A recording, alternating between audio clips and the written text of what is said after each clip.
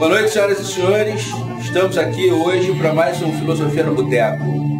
Nós vamos discutir um filósofo polêmico, um filósofo tido como rebelde, um filósofo tido como homem mau da filosofia. O seu nome é Frederico Nietzsche. Os nossos convidados especiais são Aliane Preuss, socióloga, professora, e o nosso Rodrigo Pinto, filósofo, engenheiro, mestrando da filosofia. Agora? Bueno. Bom, então aqui vamos falar desse filósofo pop aqui, conhecido por muitos leigos, né, o Frederico Nietzsche. E a obra inicial dele é O Nascimento da Tragédia, onde ele faz uma diferenciação dos conceitos de apolíneo e dionisíaco.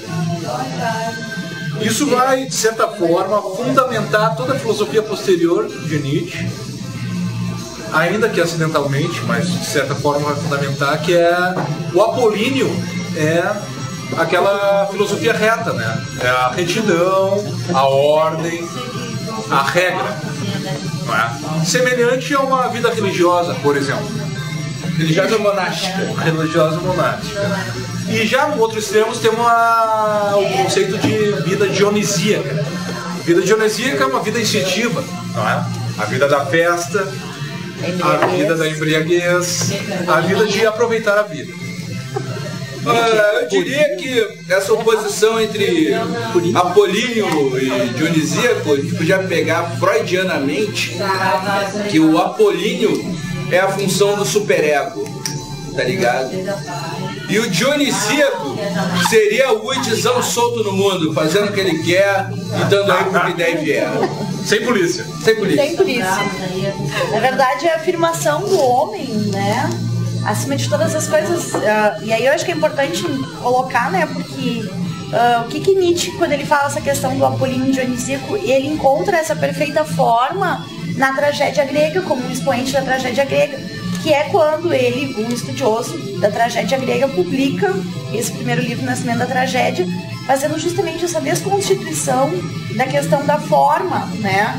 Porque ele apresenta que o racionalismo, ele tira toda justamente essa não forma que o Dionísio traz, porque enquanto o Apolo seria a forma, né, o formal, aquilo que determina, o Dionisíaco seria justamente aquele que trazia o contraposto a isso. E que os gregos conseguiam conduzir isso de uma maneira ao natural na tragédia grega.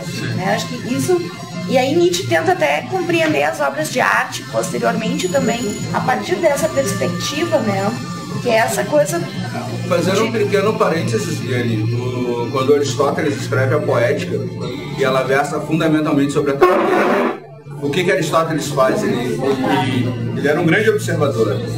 Então, na tragédia, na Poética, quando ele fala da tragédia, ele pega, analisa e isola todos os elementos. Isso serve universalmente para qualquer narrativa, para uma narrativa ser uma boa narrativa. Que é algo que tu falaste da questão da forma. Ele isola a característica de forma. Se você quer contar uma história de maneira perfeita, usa esses elementos. É o domínio da forma. Que Nietzsche coloca que, na verdade, os filósofos verdadeiros eram os pré-socráticos, no sentido de que viviam a filosofia. Aí, nesse momento, me ocorre Diógenes dentro do seu barril. Claro que ele viveu como um filósofo, né? Mas essa um pequeno parênteses, Platão teria dito que Diógenes era o Sócrates enlouquecido. Tem uma pequena passagem, eu acho que está no A Vida dos Grandes Filósofos, do Diógenes Laércio, que parece que Diógenes estava a lavar lentilhas. Sabe-se lá por quê? Acho que para ganhar um dinheiro, para ganhar uma parte de lentilhas. Aí Platão diz para ele, olha, se tu adulasses o tirano, tu não precisavas lavar lentilhas. Ao que Diógenes responde, e se tu lavasses lentilhas, não precisavas adular o tirano. E a pergunta que eu faço é o seguinte, sabendo como Nietzsche é, qual Nietzsche defenderia, né? Qual Nietzsche seria? Eu não sei, eu acho que seria a segunda parte. Tanto é que preferiria lavar lentilhas. Claro, tanto é que ele faz essa crítica ao estabelecido, né? Ao estabelecido, essa coisa dos caminhos verdadeiros, né? Então Nietzsche, então, ele é um cara que critica o estabelecido, isso? Não no sentido do estabelecido, no sentido do que é o normatizado. Fala aí. Ah, cara, isso foi falado pra caramba. Fala aí, cara. Só que essa questão das lentilhas, por exemplo, o problema de Platão aí não tinha saído de Sócrates. Platão tinha um projeto político e queria implantar esse projeto político. Óbvio que ele tinha que orbitar o poder, as esferas de poder. Entendeu? O que me parece que já não era um problema socrático. O Sócrates pega a filosofia mais pelo indivíduo, entendeu? Como tu vai te comportar para ser feliz? Tem aquela metafísica, aquela dualidade. Estavas falando de ideia de favor. Não, eu acho que é interessante colocar isso porque Nietzsche, é que Nietzsche coloca essa questão justamente de que os pré-socráticos, de tu viver a filosofia, né? No sentido de que a filosofia, ela não pode ser uma coisa separada do teu eu. Nesse sentido, quando até depois ele escreve as obras dele, ele retoma muito esse conceito do próprio Zaratustra. E quando ele coloca a questão de torna-te quem tu és, no sentido de que a filosofia ela não pode ser uma coisa à parte do teu mundo, mas ela tem que ser uma experiência que tu tenha com o mundo, no sentido de uma transvaloração, né? O próprio rompimento de um determinado segmento de pensamento, uma forma de pensar, uma forma de agir. E aí ele coloca justamente a ideia da moral de rebanho, né? A ideia de que nós entramos numa determinada forma de comportamento que nos leva a nos comportarmos todos da mesma forma e a não questionarmos, no sentido de que seguimos aquilo que nos dizem como correto e temos a nossa vida pautada em cima desses valores. Acho que é importante quando ele coloca essa questão de que a filosofia ela tem que ser também uma prática no sentido de que tu não pode simplesmente só refletir e não agir sobre aquilo que tu pensa. Eu acho que é legal. E eu acho que aí a gente pode fazer uma ponte, né, para um conceito muito importante na filosofia de Nietzsche, que é a vontade de poder. Eu acho que a vontade de poder é... Se a gente pegar todos os diferentes filósofos, a gente vê diferentes motores para a ação humana, né? Motores humanos. Aristóteles vai dizer que o motor é a felicidade. Todo homem se move para a felicidade. Hobbes vai dizer que o motor humano é o medo da morte violenta. Não é? E Freud vai dizer, por exemplo, que o motor é o prazer. E em especial o prazer sexual. Já Nietzsche vai dizer que o motor é a vontade de poder, é o poder. Ou seja, a vontade de poder é o que move o homem. É isso aí. Isso é bem resumido, assim, até as coisas do Zaratustra, que ele fala da moral de rebanho, aí em seguida a vontade de potência. Aquela história assim, a Europa, a democracia tomou conta da Europa, uma história assim, né? Ou seja, quais são os valores democráticos?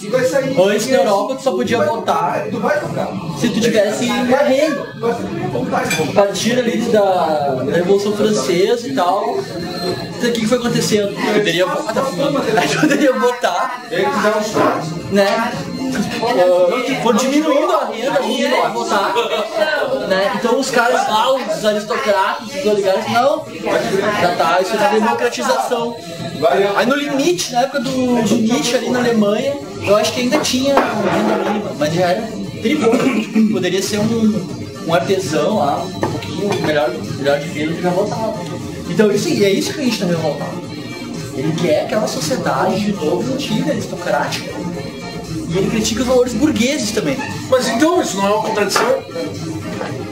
Ou seja, ele quer uma sociedade aristocrática, mas não quer a sociedade burguesa. Tendo a vontade de poder, o próximo passo de Nietzsche pode ser definir o que é o super-homem. Tá, e daí então tá.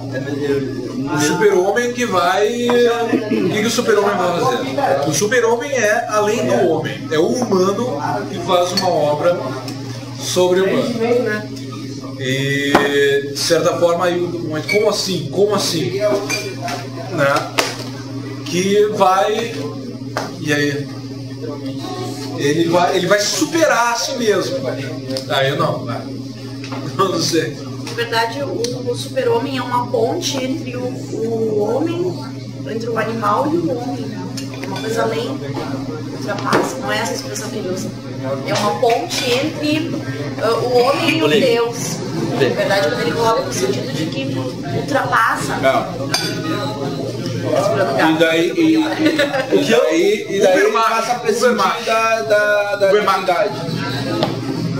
O Bermac. Passa pra esse sentido da divindade. Exatamente.